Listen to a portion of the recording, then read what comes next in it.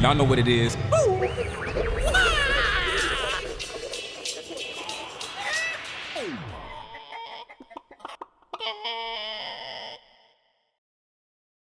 So I used to work with a company in Phoenix that we did a lot of corporate events similar to that.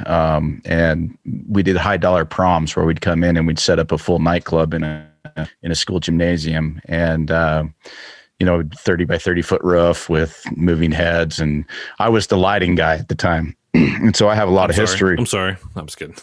Right. So I wish I would have known more about audio back in the day, because had I had that passion then, I would be a lot further along. But anyways, what I was getting at is some of the events that we did one that was at the federal courthouse. We had to get background for all of our employees to come in and bring stage and lighting in. And you've had the opportunity to work doing the inaugurations. I can only imagine what kind of security you have to go through and what kind of a setup and tear down an inauguration is. Can you maybe break that down for us, what it's like to go and set up and do that event? Sure, yeah, and I just want to clarify one thing from the intro, where my bio is kind of written. IMS doesn't do the inauguration. That's Maryland Sound.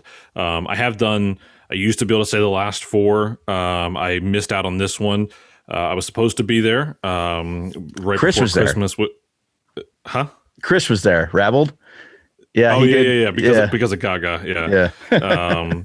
But I was supposed to be there. I got cut right before Christmas. Because of COVID restrictions, obviously they cut the audience size down, and so they cut out a bunch of speakers. And so up until Christmas, I thought I was going to be there. But besides that, it's an insane event. To me, there's not a bigger stage, if you will, of an event with the prestige that it has, in my opinion, in this country.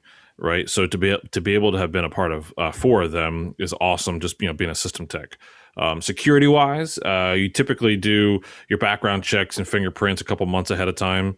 And then it's a second round of fingerprints and photos and stuff once you're on site for the day of. So it's like you get a construction badge for like the building.